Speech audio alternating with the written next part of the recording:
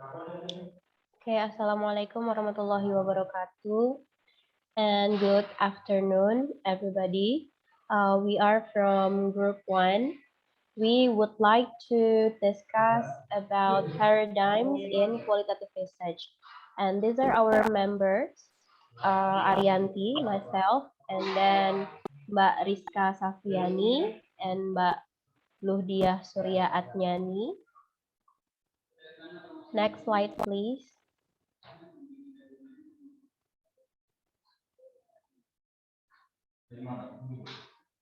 Next slide, please. Okay, so before explaining about types of paradigms in qualitative research, in this case, I would like to introduce first about the very basic concept of qualitative research. And about this term or this part, I would like to quote from what is it? Quote from an expert, Tracy, 2013. So in this case, Tracy said that so qualitative research is actually related to social theories, which are based on the ever-changing, biased, and contextualized social condition. And then Tracy also said that qualitative research has thick description. So what's actually thick description in this case? So what is meant by thick description, according to Tracy, is qualitative research really depends on some points. The first one is culture, the second one is circumstance, and the last is context. So let me give you an example in this case. So for example, if someone is winking, so it doesn't mean he is flirting. Okay, so maybe someone or he's trying to communicate with another person secretly. Okay, so why we can guess that maybe he's not flirting. He's trying to communicate with another person secretly. We can see this by predicting or by seeing the context. Okay, so maybe it doesn't mean he is flirting, but maybe it means another thing. He means another thing. Okay, and then the next one, the process of interpretation of a qualitative research is really depends on context. Yeah, so context in this case also helps a researcher to predict what is possibly happen in the future. So what I told you just now, so qualitative research, one of the thing which is included in thick description is the context point. So in this case, the qualitative research is actually based on the context, what something is happening. Okay. By seeing the context, so a researcher or we can actually predict what happened in the future. So therefore, context provides the central role for qualitative research. Okay, and the last basic concept of qualitative research is about how a qualitative researcher draw a conclusion. So in this case, different with a quantitative researcher. So qualitative researcher actually tends to draw large conclusion. Okay, not the small one, or to shape the conclusion into the small shape, but it's actually the vice versa. The qualitative researcher is actually try to draw the large conclusion. Okay, so and then after knowing what is the very basic concept of qualitative research, we will go to the next point, which is paradigm. So this point is actually what we're going to discuss in our group.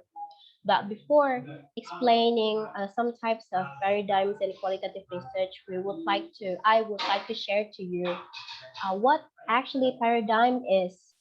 Okay, so based on some experts, actually they have similar points. They have similar points in this case to give the definition of what paradigms is actually about, but just in different terms. So according to Tracy, 2013, so Tracy said that paradigms is a preferred ways. And then, while according to Hayham and Crooker in 2009, they said that paradigms is a perspective. And Yin, in this case, said that paradigms is interpretation or assumption in understanding reality and constructing knowledge. Okay, so paradigms is very, very important in a research, in a qualitative research especially. Why? Because paradigms can result some general models in research development. So by relying on what a researcher paradigm is in doing her or his research, so actually by seeing the paradigms, the general models in research can develop until now. Next slide, please. All right. So this is the first type of paradigm in a qualitative research. Yeah, this is the first paradigms in a research. Okay. So this is what positivists believe. Yeah, according to those experts. Okay, so the first paradigm in a research is positivist. All right, talking about belief of positivists. So there are some points in this case. The first one, positivists believe that there is only singular or universal truth. Means that outside there in this world, there is only one and only singular or universal truth. Okay. And then the second one is a research should be quantified and measured precisely. And then the third one, in order to make prediction, so positivist researcher, they make like hypothesis. They formulate hypothesis in order to predict what happened in the future in the result. Okay, so positivists in this case, they also are well known as realist assumption. And then next slide, please. Okay, so this is an example. I can give you what is it? Maybe general description of how positivists see the world, the reality. So let's say the example. If a tree falls, did it really make sound? So the answer of positivists is yes, if we can prove it by measuring the vibrations made when the tree falls. As long as they use the right tools and research methods, the vibration suggests there was a sound. So what we can conclude from this example is, so positivists believe that, okay, there should be a sound, okay, um, from where or from what perspective that we can see there is a sound when the tree falls in the ground. So in this case, positivists believe that as long as they can measure whether there is a sound or not is by seeing the right tools and also the research methods used by the researcher. Okay, so if the researcher used the right tools and then also the right research method in measuring something, so yes, they can predict the result of the research.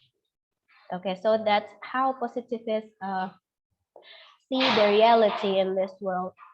And then this slide is talking about the second type, the second type of paradigms in research, which is post-positivist. So this is according to Tracy, 2013.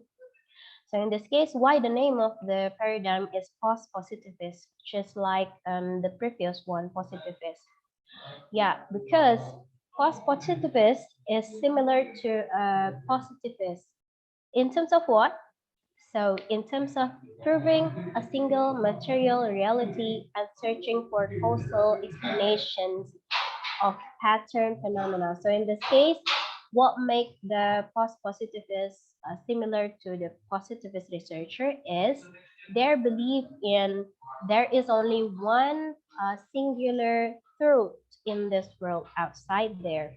Okay, but um, what's something which is contradictory to the positivist researcher is that even though there is only one single um, truth in the world, but humans, as humans' understanding toward reality is partial.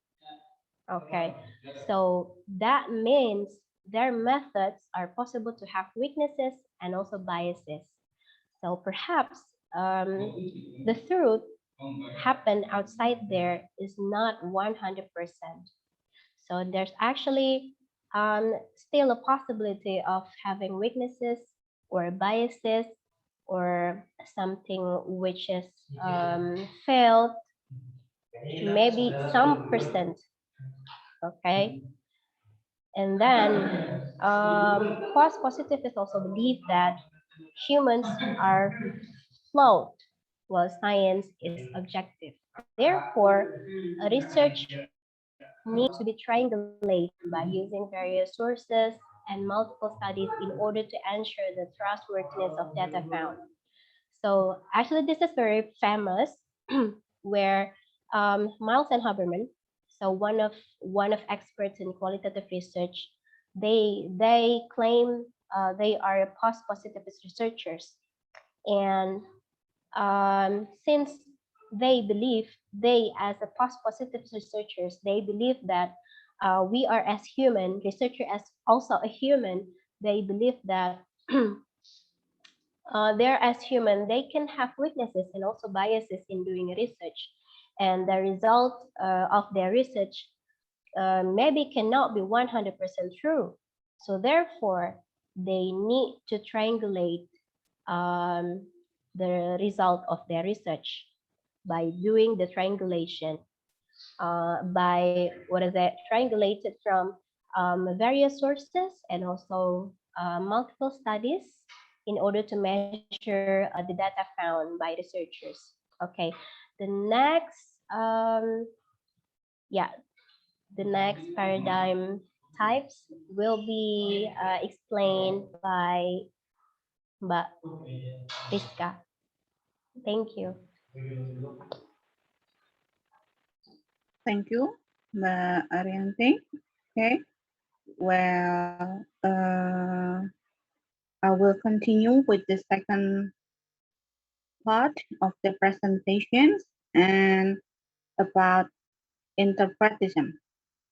Interpretivism uh, approaches here represent the three basic information which are different from the first part of the paradigm. Here, interpretivism is a methodological approach based on the understanding of the interpretation and the meanings that people give to an actions. Interpretivists focus on trying to gain an insight into the experiences of individuals and groups. And here, the researcher need to develop empathy with their subject to get a good or an accurate findings. Can we go on to the next slide? Thank you. So In terms of the ontology or what is exists in the nature of the reality, interpretive paradigm will believe in multiple realities. Realities vary in nature and are time and context bound. For example, I may say that in a linguistics research, sometimes we are talking about politeness, and there will be some specific language which may have different meaning. In my case, for example, a lot of students use a different term of address in addressing the lecturer. They believe that the word sampean is polite enough, but actually it's not really polite in Javanese culture. That's an example how reality may be multiple interpreted. So here, interpretive paradigms represent the multiple realities. And then in terms of the epistemology, interpretive paradigm believes that the result of the investigation are the product of the interaction between the subject and the investigator. Again, because the investigator or the researcher here play an important role to interpret the result. Therefore, the result of the investigation is influenced by the interactions between the researcher and the subject of the research. If the researcher could approach the subject of the research uh, in a good way, the detailed description may be more than the one who has a limited number of skills in promoting the interaction with the subject of the research. In terms of the methodology, interpretive paradigm shows that uh, it will give a very deep interpretation by the investigator. Some people say that this is very subjective. Therefore, many people believe that interpretive paradigm belongs to the qualitative research. And then the purpose of doing interpretive paradigm is by transfer of findings. Okay. What can we do when we have interpretive method? So we can do observation, we can do participant observation and also non-participant observations. And we can also make a research about the use of secondary sources. We can work with the historical documents, journals, diaries, literary works, media, and so on. And when we do survey, we tend to have open questionnaires and also unstructured interview. What are the strengths of interpretive method? Uh, there are some points that we can highlight. The first point is people believe that interpretive method or paradigm will provide a higher validity than positivist method because they can uncover meanings and motivation of people actions. There are multiple processes of claiming the details that are given by the subject of the research. Moreover, it produces qualitative data which reveal the hidden meaning. It cannot be done by the positivist uh, method, where they tend to look at the surface findings. Another point that it will give a voice to the unheard. So by doing a very intensive and deep interview, for example, we can reveal the unheard or the real fact within the phenomena by having a very clear and intensive interaction with the subject of the research. And of course, it gains an insight into hard to reach groups. So sometimes not all groups can give what is it, an accurate answer when we give a survey. Some people believe that Indonesian people is not really truth in giving the survey. So in this part, we can say that interpretive method will give what is it? A better and detailed information. However, there are some limitations of the method. First, it's quite difficult to replicate the method. And then some people believe that it loses the reliability because it's based on the independent interpretation, individual interpretations. Again, the researcher's interpretation of action sometimes is judged as the lack objective. And then small scale nature of method cannot make a generalization toward a community. So the result of the research just represent the specific subject. It cannot be used to generalize the community. And last but not least, it's difficult to falsify the conclusion of the research. And some people say that this is unscientific.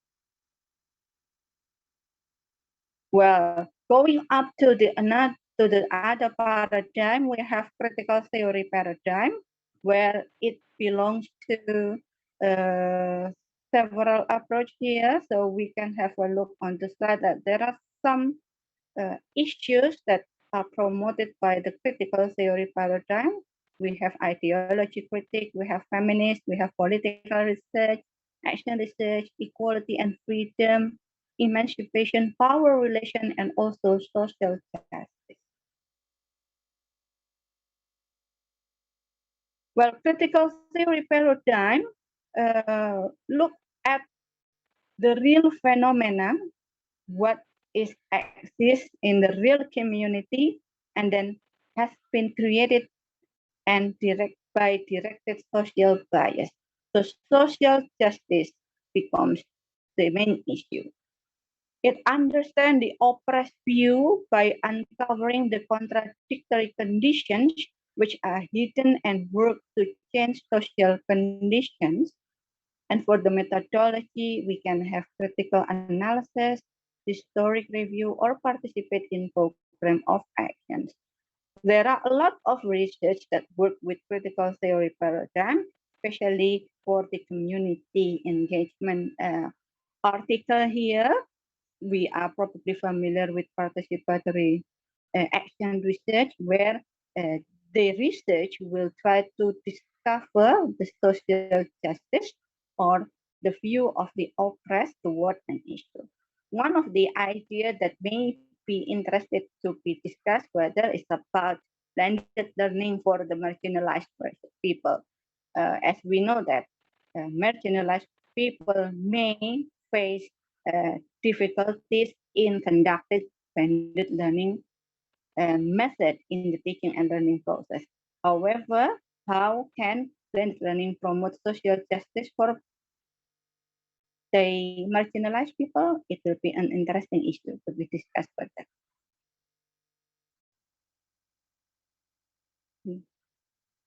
So how to do a critical paradigm here? So we need to start with a description of the existing situation, and then we will understand the reason for the existing situation, why it happened, and then we will try to interrogate or challenge the legitimacy of the reasons, and also try to set an agenda how to improve the existing situation, of course, in a participatory manner. Okay, and last but not least, the description about postmodern and post-structuralist will be explained by Mbak Tia. Mbak Tia Yeah, can thank you. Yeah, thank you, Mbak Reska. Well, now I will continue to the last paradigm. Yeah, postmodern or post-structuralist. Yeah, before I explain about postmodern, it is important to see before postmodern. In the pre-modern, yeah, the picture is like this. It's just like dot. Yeah. For example, with the sentence, it's because of God, and it is accepted. And in a modern, the dot becomes an arrow. And in the postmodern, the dot and an arrow and now become this kind of sketch. Why is it so? Well, because postmoderns questions everything, questioning the power of God. Well, everything happens because of God. But then Charles Darwin came with the theory of evolution in the origin of species that can show that, explain that the origin of us here in this world. And questioning the power of king, the second one. King is the representation of God in this world. But then king make classification from capitalist class until underclass. There are no equality in terms of education, for example, economic and others. And questioning individuals. Yeah, Freud came with three levels of mind. Well, the individual that is found here is only a part from the whole. So there are so many things that can be explored from an individual. Next, questioning the democracy. Democracy is supposed to make people happy, but what happened next? Happen the dominant and subordinate still happen, and also what will one, what will two. And the last one, questioning science. In modern era, science was developed, but the nuclear can destroy everything. Postmodern actually similar to critical paradigm in tying knowledge of power and relation. However, the knowledge and power here dispersed, unstable, and plural. Here, the postmodernist highlights domination and subordination, and also resistance and change. Here, the weak people have power to reshape and to challenge the restraint that they face. Previously, when the dominant people, for example, teacher and students, well, teacher have power than the students, and now weak people have their voice, have their power. Yeah, for example, children can talk to parents, students can refuse something, and employee also can yawn when they are supposed to smile. Yeah, it sounds negative, but it emphasizes that the weak people now have their voice. Well, Lyotard defines that postmodernism as incredulity towards meta-narratives. Incredulity means do not believe, and meta-narratives means the narratives of narratives, or the grand narratives of historical event, of experience, of knowledge, but the postmodern just don't believe it. Lyotard stated that people no longer blindly believes one truth, and people develop their own perspective. So there are so many perspectives from different people. They have their own version. So it opposes positivism paradigm. Baudrillard then stated that it's the death of social and the rise of individual, and also proposed hyperreality and simulacrum. I will explain this later. And Bauman stated that postmodern is diversity, chaos, and particularity. Diversity against uniformity. People don't need to be similar to others. So it makes chaos because they are not in a really good order. They are different, and they against universality, not become particular, become special. People can have their own YouTube channel, for example. And now, postmoderns questions the truth, questions certainty. They also reject grand theories, they reject master narratives. They resist more research make us better control the world. So no need more research. For example, if more explanation given about the death of Michael Jackson, it just make us more confused. So we just don't need to do that. And postmodern, given the puzzle, a tree falling in the wood, they will provide variety of answers that will partially, yes, some have merit, but some partially not. And they believe that things are not what they first seem, and they dig below surface interpretation for many layers of meaning. Well, I would like to emphasize here interpretation for many layers of meanings. It means that every writer, every researcher may have their own interpretation, different meaning. And there are key terms in the postmoderns now: prices and representations. All representations of meaning depends on the relations with the signs and the other representation. And just look at the picture of the road here. Yeah, the postmodern just like rhizomatic. Yeah, the meaning is the words, the meaning of the word and images is constantly shifting and growing, and it is interdependent with the meaning of other words and images. For example, if we learn the word hot, for example, it's necessary and also related to the word cool, the word cold, the word warm. Yeah, okay, so they are related.